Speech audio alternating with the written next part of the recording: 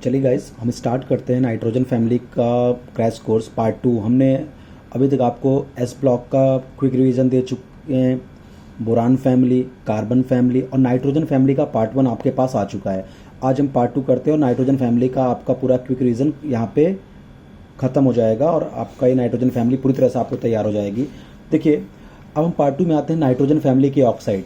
देखिए, हमने इधर एलिमेंट लिखते हैं। मोस्टली जो नाइट्रोजन फैमिली होती है उनमें M2O3, M2O4 और M2O5 टाइप के ऑक्साइड्स बनते हैं। जैसे नाइट्रोजन की बात करूं तो N2O3, N2O4, N2O5। लेकिन जो फास्फोरस, आर्सेनिक, एंटीमनी और एंटीमनी है, फास्फोरस, आर्सेनिक, एंटीमनी, इन ये अपने ऑक्साइड डाइमर फॉर्म में बनाते हैं। जैसे M2O3 नहीं बनाएंगे, ये M4O6 बनाएंगे। ये M2O4 का डाइमर M4O8, M4O10। जैसे फास्फोरस क्या, M2O3 का डाइमर क्या बना देगा, P4O6, इसका डाइमर P4O8 और P4O10, ये इनके डाइमर बन जाएंगे। Nitrogen can form 2 more oxide rather than M2O3, M2O4, M2O5। इनको छोड़ के 2 और बनाते हैं, N2O और NO। N2O को हम बोलते हैं नाइट्रस ऑक्साइड, इसको लाफिंग गैस भी बोलते हैं। लाफिंग गैस के बारे में 2 बातें याद रखिएगा। इसका जो हाइब्रिडाइजेशन होता है sp होता है, ज्योमेट्री लीनियर होती है। और NO के बारे में एक बात जरूर याद रखिएगा कि ये use as a catalyst in lead chamber process of formation of H2SO4। Only coloured oxide in gas phase, तो याद रखिएगा NO2। नाइट्रोजन का एक ही ऑक्साइड है जो गैस फेज में कलर्ड होता है, that is NO2। Brown colour की गैस होती है, NO2 is a brown colour gas. ठीक है, अपने सिलेबस में 3 ही ब्राउन कलर की गैस आती हैं। एक ये आती है NO2 गैस, एक ब्रोमीन आती है रेडिश ब्राउन और एक क्रोमाइल क्लोराइड आती है। तो only coloured oxide in gas phase is NO2। NO2 बनता है कैसे, नाइट्रिक ऑक्साइड का ऑक्सीजन रिएक्शन करेंगे NO2 बनेगा। N2O3 बेटा एक लो टेम्परेचर पे पेल ब्लू कलर का लिक्विड होता है। नाइट्रोजन सेस्क्यू ऑक्साइड क्या होता है, low temperature pale blue colour का लिक्विड होता है। अब ऑक्साइड्स ऑफ फास्फोरस पे आते हैं। तो हालांकि फास्फोरस कई तरह के, मैं बोलूँ तो कई तरह के ऑक्साइड बनाते हैं, P4O, P4O2, P4O3, P4O4, P4O5, P4O6, P4O7, बहुत सारे ऑक्साइड बनाते हैं। बट मोस्टली जो क्वेश्चन पूछते हैं वो P4O6 और P4O10 से। तो इनके स्ट्रक्चर बेस्ड क्वेश्चन पूछे जाते हैं। देखिए, P4O6 तो आपको मैं बनाना सिखा दूं। कोई भी फास्फोरस का ऑक्साइड बनाना है तो P4 तो रहेगा ही रहेगा। तो आप पहले क्या करिए, 4 फास्फोरस बना दीजिए ऐसे P4, और जितने ऑक्सीजन है पहले उन ऑक्सीजन को हमेशा फास्फोरस के बीच में डालिए। तो P4O6 बना रहा है तो पहले हर 2 फास्फोरस के बीच में ऑक्सीजन डाल दीजिए। ये हो गया, 4 हो गया। O6 एक यहाँ और एक यहाँ। और आपको पता है हर फास्फोरस के पास एक एक लोन पेयर होगा, एक एक लोन पेयर होगा। तो यहाँ पे देखिए, ये हो गया P4O6 का स्ट्रक्चर, ये देखिए हमने बनाया है। तो यहाँ पूछते हैं कितने ऑक्सीजन जो हैं, कितने ऑक्सीजन के ब्रिज हैं। तो 6 ऑक्सीजन के ब्रिज हैं जो 2 फास्फोरस को जोड़ रहे हैं। 1 2 3 4 5 6, 6 ऑक्सीजन ब्रिज पाए जाते हैं।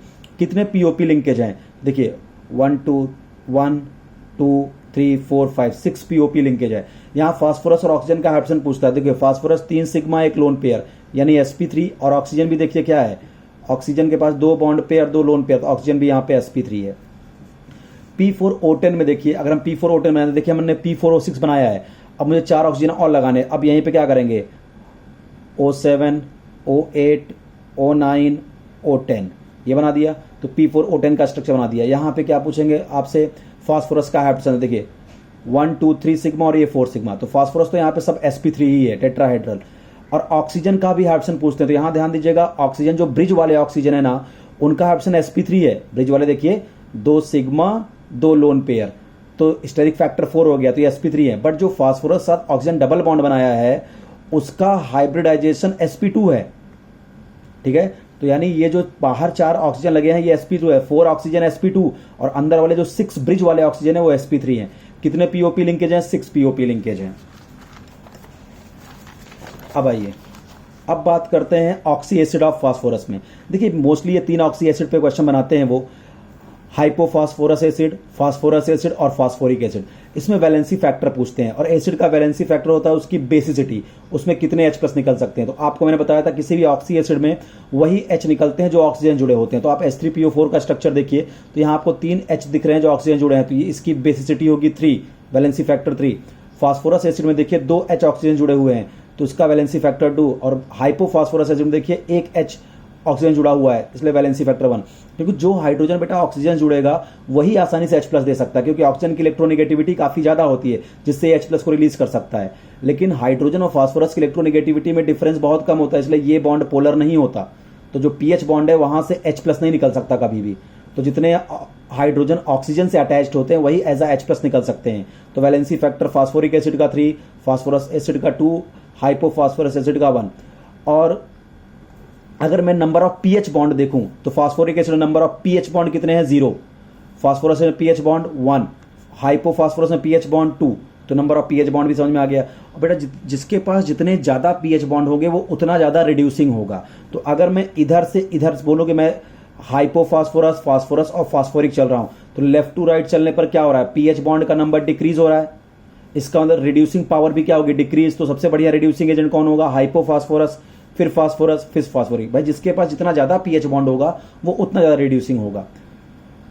ऑक्सीजन स्टेट क्या होगी, बढ़ेगी। देखिए -4 + 3, ये यहाँ +1 है, यहाँ पे -6 + 3, ये +3 है और ये +5 है। तो ऑक्सीजन स्टेट क्या हो रही है, बढ़ रही है। और एसिडिक स्ट्रेंथ घट रहा है। बेटा ये बहुत गलत होने वाला क्वेश्चन होता है आपका, क्योंकि अपन लोग मोस्टली पढ़े रहते हैं कि ऑक्सीजन स्टेट बढ़ता है तो एसिडिक स्ट्रेंथ बढ़ता है। बट यहां ध्यान रखिएगा H3PO2 सबसे ज्यादा एसिडिक होगा, उससे कम एसिडिक ये होगा, उससे कम एसिडिक ये होगा। थोड़ा सा गड़बड़ है यहाँ पे। नॉर्मली क्या होता है, ऑक्सीजन स्टेट बढ़ता है तो एसिडिक नेचर बढ़ता है, बट यहाँ पे आप गलत करके ये क्वेश्चन आ जाओगे। तो इसे क्या होगा, सबसे ज्यादा एसिडिक कौन होगा, H3PO2 जिसका ऑक्सीजन स्टेट कम है, फिर उससे ज्यादा, फिर उससे ज्यादा। तो एसिडिक स्ट्रेंथ यहाँ पे डिक्रीज करेगी। और इन जनरल अगर बात करूं तो जब किसी भी अगर सेम एलिमेंट का ऑक्साइड हो या ऑक्सी एसिड होता है तो जैसे जैसे ऑक्सीडेशन स्टेट बढ़ता है वैसे वैसे एसिडिक नेचर बढ़ता है। बट यहाँ पे ऑक्सीजन स्टेट बढ़ने से एसिडिक नेचर कम हो रहा है। ध्यान रखिएगा, इसके पीछे बहुत बड़ा रीजन है। मैं आपको कभी इस पर वीडियो बना दूंगा एक। अभी हम क्रैश कोर्स ले रहे हैं तो डायरेक्ट आप ये बात अभी याद कर लीजिए कि यहाँ पे सबसे ज्यादा एसिडिक ये, फिर ये, फिर ये। और नॉर्मल देखो क्या लिखा, इन जनरल ऑक्सीजन स्टेट ज्यादा तो एसिडिक स्ट्रेंथ ज्यादा। जैसे फॉर एग्जांपल अगर मैं सेम एलिमेंट का ऑक्साइड ले लूँ NO2 और N2O5 तो बोले कौन ज्यादा एसिडिक है, तो यहाँ नाइट्रोजन के +4 ऑक्सीजन स्टेट, यहाँ +5 तो ज्यादा एसिडिक है। SO2 और SO3 सल्फर का ऑक्सीजन स्टेट यहाँ +4 यहाँ +6 ये ज्यादा एसिडिक है। Nitrous acid, nitric acid, nitric acid, nitric acid, nitrous acid, यहाँ +5 यहाँ +3। देखिए +5 और ज्यादा एसिडिक था। बट ये ट्रिक यहाँ नहीं काम कर रही, इसलिए ये वाला क्वेश्चन बहुत पूछते हैं और आप 100% गलत करते हो ये वाला क्वेश्चन। आपको लगता है ये सबसे ज्यादा एसिडिक है, यहाँ उल्टा होता है। अगला देखिए, every oxy acid of phosphorus having hydrogen sp3। Phosphorus के जितने भी ऑक्सी एसिड होते हैं बेटा, चाहे वो फास्फोरस हो, फास्फोरिक हो, हाइपोफास्फोरस हो, सबका हाइड्रोजन sp3 होता है, क्योंकि देखिए सबके पास क्या है, 4 सिग्मा बॉन्ड है। अब आइए एक जो ये HPO2 है बेटा, ये जो आपका ऑक्सी एसिड है बेटा, ये हेक्सामेराइज हो जाता है। मेटाफॉस्फोरिक एसिड बोलते हैं इसको, ये हेक्सामेराइज हो जाता है। देखिए HPO2, तो आप देखिए ये हेक्सामर बेंजीन लाइक स्ट्रक्चर आ जाता है। देखिए एक HPO2 ये, दूसरा HPO2 ये, तीसरा ये, चौथा ये, पांचवा ये, छठा ये, तो हेक्सामेराइज हो जाता है। और यहाँ 6 PP लिंकेज होते हैं। पूछते हैं कि मेटा फास्फोरिक एसिड में कितने PP लिंकेज होते हैं, तो 6 PP लिंकेज होते हैं। अगला देखिए, अब थोड़ी सी बात कर लेते हैं अमोनिया के बारे में। अमोनिया बेटा देखो बेसिक गैस है, हमारे सिलेबस में यही एक गैस है जो बेसिक होता है, बाकी जो भी गैस हमारे सिलेबस में सब एसिडिक है। तो बेसिक इन नेचर होता है, पंजेंट स्मेल होती है, कलरलेस होती है। कुछ गैस की स्मेल आप और याद रखिए, फिश लाइक स्मेल अगर बोले तो गैस होगी phosphine, rotten egg like smell है तो गैस होगी H2S, इरिटेटिंग स्मेल वाली गैस तो सल्फर डाइऑक्साइड ऑप्शन जाएगा। तो ये 3 जरूर याद रखिएगा। अब आता है कि भाई अमोनिया गैस को बनाते कैसे हैं। तो किसी भी अगर अमोनियम सॉल्ट का रिएक्शन हम एल्कली से करा दें, सोडियम और पोटेशियम के एल्कली से करा दें, तो अमोनिया गैस रिलीज हो जाती है। देखिए जैसे हमने अमोनियम सल्फेट लिया, अमोनियम सॉल्ट, इसका रिएक्शन क्यूएच से कराया तो अमोनिया गैस रिलीज हो गई। Properties of ammonia. अमोनिया बेटा जब निस्लर रिएजेंट से रिएक्शन करती है तो ब्राउन कलर देती है। तो ये अमोनिया गैस का टेस्टिंग भी है, अमोनिया गैस को डिस्टिंग्विश करने का टेस्ट भी है, नेस्लर रिएजेंट टेस्ट। जब भी अमोनिया नेस्लर रिएजेंट का फॉर्मूला भी याद रखिएगा, K2HgI4, alkaline solution of K2HgI4 is called Nessler reagent. तो जब भी अमोनिया नेस्लर रिएजेंट के साथ आता है तो ब्राउन कलर देता है, तो बिल्कुल याद रखेंगे। Hg2Cl2 के साथ ये क्या बनाता है, HCl बनाता है, और NH2HgCl, इसको बोलते हैं अमाइड मर्क्यूरिक क्लोराइड, ये व्हाइट प्रेसिपिटेट होता है HgCl2 के साथ। और Hg2Cl2 जिसको हम कैलोमल बोलते हैं, उसके साथ ही बनाता है HCl, NH2HgCl प्लस Hg। तो देखो आपको बड़ा कंफ्यूजन होता है कि HgCl2 में क्या प्रोडक्ट बनेगा और Hg2Cl2 में क्या प्रोडक्ट। तो आप HgCl2 याद रखो बस, कि HCl बनता है प्लस NH2HgCl बनता है, अमाइड मर्क्यूरिक क्लोराइड बनता है। तो जब हम Hg2Cl2 लेंगे तो इतना जो HgCl2 बना है वो तो बनेगा ही बनेगा। तुमने देखो एक मरकरी बढ़ाया है तो वही मरकरी यहां आ गई और ये ग्रे प्रेसिपिटेट होता है, खत्म बात। एक मरकरी बढ़ा तो यहां एक मरकरी एक्स्ट्रा प्रोडक्ट में बन गई। एक्वस अमोनिया की रिएक्शन पूछते हैं बेटा, when ammonia react with water it forms ammonium hydroxide, इसको बोलते हैं बेटा एक्वस अमोनिया, ठीक है, अमोनियम हाइड्रोक्साइड। तो ये बेटा ये जब अमोनियम हाइड्रोक्साइड एक्वस अमोनिया जब H2SO4 के साथ रिएक्शन करता है तो बनाता है अमोनियम सल्फेट, जो कि एक फर्टिलाइजर की तरह काम करता है। जब एक्वस अमोनिया HCl के साथ रिएक्शन कराता है NH4Cl, इसको नौसादर बोलते हैं। और जब एक्वस अमोनिया नाइट्रिक एसिड के साथ रिएक्शन करता है तो अमोनियम नाइट्रेट बनाता है। अमोनियम सल्फेट के बारे में एक बात याद रखिएगा कि this increases acidic nature of soil. कुछ बेटा ट्रांजिशन मेटल्स होते हैं जो बेटा एक्सेस ऑफ अमोनिया में डिसॉल्व होते हैं, तो उनके नाम याद रखिएगा। Some transition metal salt gets dissolve in excess ammonia, इन मेटल का नाम जरूर याद रखिएगा। कुछ ट्रांजिशन मेटल होते हैं जो एक्सेस ऑफ अमोनिया में डिसॉल्व होते हैं, सॉल्युबल होते हैं। सिल्वर, कॉपर, जिंक, ये तीन जरूर याद रखिएगा। ये डिसॉल्व होते हैं एक्सेस ऑफ अमोनिया में और कॉम्प्लेक्स फॉर्मेशन करते हैं। यानी कुछ ऐसे ट्रांजिशन मेटल हैं जो एक्सेस ऑफ अमोनिया में डिसॉल्व होते हैं, इनके नाम बिल्कुल याद रखना है आपको। सिल्वर, कॉपर और जिंक, यही तीन हैं जो एक्सेस ऑफ अमोनिया में डिसॉल्व होते हैं, कॉम्प्लेक्स बनाते हैं। जैसे देखिए कॉपर सल्फेट जब एक्वस अमोनिया में गया तो ये आपका टेट्रा अमाइन कॉपर सल्फेट बना लिया, आपका ये कॉम्प्लेक्स कंपाउंड बना लिया डिसॉल्व होकर, और इसको हम बोलते हैं स्विट्जर रिएजेंट। और इसको यूज करते हैं हम सेलुलोज को डिसॉल्व करने में। तो डायरेक्ट क्वेश्चन पूछते हैं कि स्विट्जर रिएजेंट का यूज क्यों करते हैं, सेलुलोज को डिसॉल्व करने के लिए। अगला देखिए, अब अगला आता है बेटा नाइट्रिक एसिड। अगला कंपाउंड अपना क्या है, नाइट्रिक एसिड, एक्वाफोर्टिस भी बोलते हैं। बेटा जब कंसंट्रेटेड नाइट्रिक एसिड किसी कंपाउंड से रिएक्शन करता है तो उसको ऑक्सीडाइज कर देता है, साथ में NO2 गैस, ब्राउन कलर की गैस रिलीज करता है। तो किसको किस में ऑक्सीडाइज करता है, जरा इसको पढ़ ले। हैलाइड्स को हैलोजन में, जैसे क्लोराइड्स को क्लोरीन में ऑक्सीडाइज कर देता है। अस को इक में, जैसे अगर जैसे आपके पास सल्फ्यूरस है तो उसको सल्फ्यूरिक में, जैसे कोई भी अस सॉल्ट को इक सॉल्ट में ये ऑक्सीडाइज करता है। आइट को एट में ऑक्सीडाइज करेगा, ठीक है। सल्फर डाइऑक्साइड को H2SO4 में ऑक्सीडाइज करेगा। केन शुगर को ऑक्जेलिक एसिड में ऑक्सीडाइज करेगा। तो जितना मैं बता रहा हूं इतना तो आपको बिल्कुल रटा होना चाहिए, किसको किस में ऑक्सीडाइज करता है। हैलाइड्स को हैलोजन में, अस सॉल्ट को इक सॉल्ट में, ठीक है। जैसे आपका आ जाएगा फेरस सल्फेट को फेरिक सल्फेट, ठीक है। आइट सॉल्ट को एट सॉल्ट में, ठीक है। सल्फर डाइऑक्साइड को H2SO4 में ऑक्सीडाइज करता है। केन शुगर को ऑक्जेलिक एसिड में ऑक्सीडाइज करता है और साथ में NO2 गैस रिलीज करता है। बट ध्यान रखिए दो ऐसी जगह होती है जहां NO2 की बजाय ये NO गैस रिलीज करता है, वो बिल्कुल याद रखिएगा। आयोडाइड के साथ concentrated nitric acid NO gas release करता है, और फेरस सल्फेट को जब ये फेरिक सल्फेट में ऑक्सीडाइज करता है तब ये NO गैस रिलीज करता है, बिल्कुल याद रख लीजिए। बाकी सबके साथ ये NO2 करता है, लेकिन दो ऐसे कंपाउंड है जिनके साथ ये NO गैस रिलीज करता है। आयोडाइड को जब ये ऑक्सीडाइज करता है और जब ये फेरस सल्फेट को ऑक्सीडाइज करता है तो ये NO गैस रिलीज करता है। ऑक्सीडाइजिंग बिहेवियर टुवर्ड्स मेटल, बेटा ये कई सारे मेटल्स को भी ऑक्सीडाइज करते हैं। जब भी नाइट्रिक एसिड मेटल को ऑक्सीडाइज करता है तो पहले अपना मेटल नाइट्रेट बनाता है, साथ में कुछ और बनाता है। अब कुछ और में क्या क्या बना सकता है, या तो NO2 गैस बनाएगा, या तो NO बनाएगा, या तो N2O बनाएगा, ये तो अमोनियम नाइट्रेट बनाएगा। तो यही सम ही पूछे जाते हैं कि साथ में क्या बनेगा। तो भाई मेटल जब नाइट्रिक एसिड साथ है, मेटल नाइट्रेट तो सब बनाएंगे, साथ में ये सम में क्या बनेगा, इन चारों में से क्या बनेगा, यही क्वेश्चन होता है। और ये डिपेंड करता है, इन चारों में से क्या बनेगा डिपेंड करता है आप कौन सा मेटल लिए हो और आपने नाइट्रिक एसिड कैसा लिया है, वेरी डाइल्यूट लिया है कि डाइल्यूट लिया है कि कंसंट्रेटेड लिया है। तो देखिए हम आपको एक ट्रिक से पढ़ाते हैं जिससे आपको ये बात याद हो जाएगी। आपको जितने मेटल मैंने यहां लिखे हैं ना, इतने मेटल की रिएक्शन ही आपको नाइट्रिक एसिड से पूछता है, इसके बाहर रिएक्शन गारंटी देता हूं नहीं आएगी।